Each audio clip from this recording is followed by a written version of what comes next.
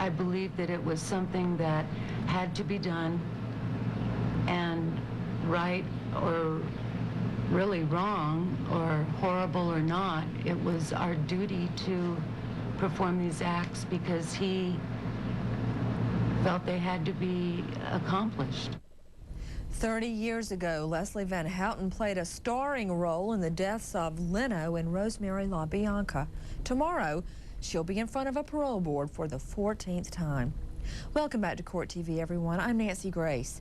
Leslie Van Houten was a devoted follower of Charles Manson, but unlike Manson, Van Houten has been a model prisoner since her conviction. She's earned her bachelor's and master's degree while in prison.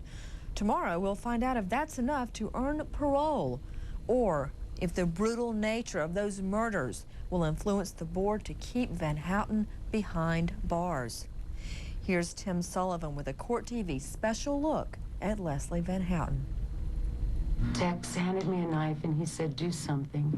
And I stabbed Mrs. LaBianca in the lower torso, I think 16 times. Leslie Van Houten was 19 years old when she took part in the infamous Manson family murders in Los Angeles. Since then, she's had nearly 30 years to reflect on the life she threw away. I look back and I can see Mr. K's right. You know, I was having life handed me on a silver platter. I had people that loved me, and I had a lot more going for me than a lot of kids do.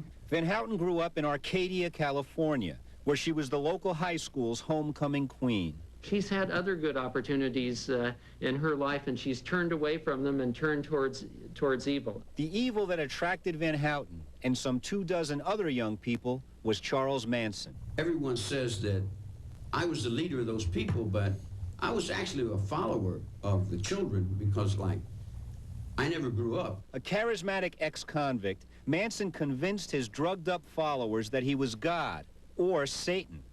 Today, of course, Van Houten knows better. He's just a creep. In prison, Van Houten has gone through Alcoholics and Narcotics Anonymous, and she has struggled with an eating disorder. But she also gets good reviews for her work as a prison clerk. I believe I live my remorse. I take very seriously what I did, and I have worked very hard to ensure that the behaviors that led to the crime are no longer in existence.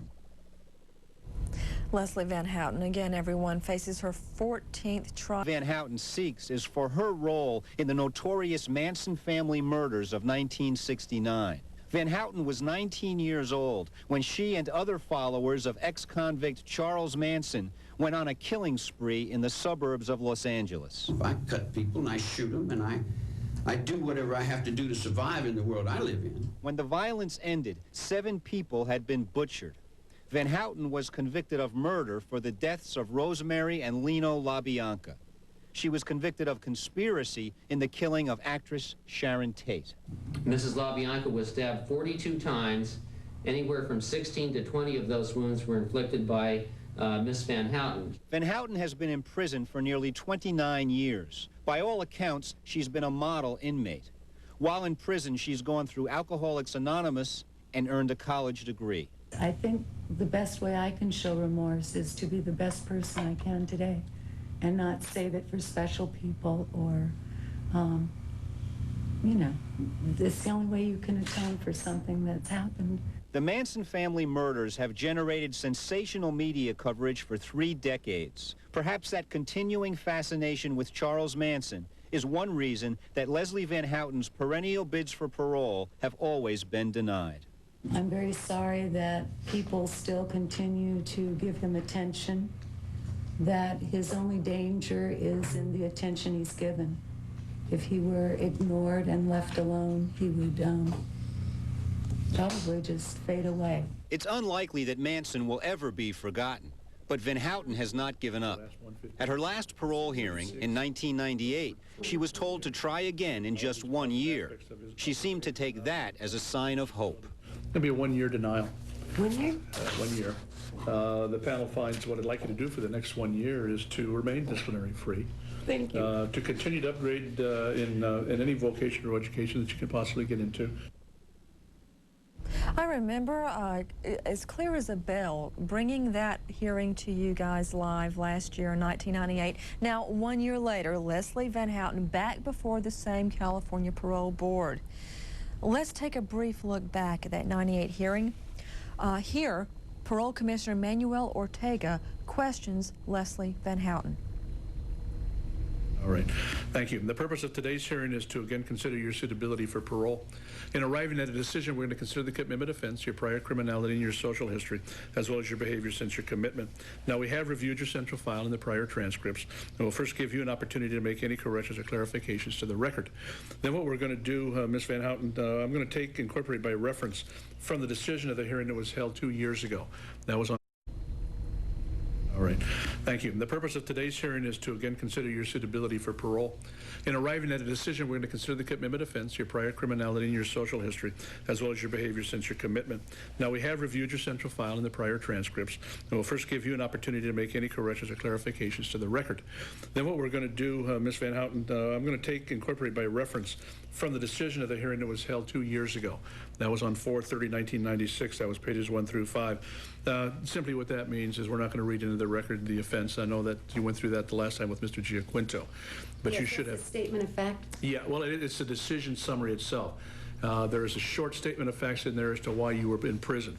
And if you look in your packet, you received a packet, I'm sure, very similar to ours. No, I didn't. All right, in your C file, did you get a chance to see, well, you got a transcript of your last hearing, didn't you? Yes, I did. Okay, the last 5 pages of that are the decision. Okay. I thought you were talking about in the beginning. Are you going to inquire as to whether she received the packet? I will. Oh, okay. Then we're going to go directly to your progress since the last hearing, the new psychiatric reports, and any other information which has a bearing on parole suitability. Now, any changes in your parole plan should also be brought to our attention at that time. Then before we recess for deliberation, the district attorney and you will be given an opportunity to make a short statement regarding parole suitability and length of confinement. Now, the law and the Board of Prison Terms rules state that you are to be denied a parole date if your release would pose an unreasonable risk of danger to others. At this time, let me review with you very briefly your rights. You have a right to a timely notice of this hearing, availability for review of your C file, and a right to present any relevant documents. Did you receive all of those rights, Ms. Van Houten? Yes. Did you get a chance to look at your C file? Yes, I did. Did you receive a packet very similar to what we have here? Thick packet that contained all of the reports? No. Okay, I gave you a list of those reports here.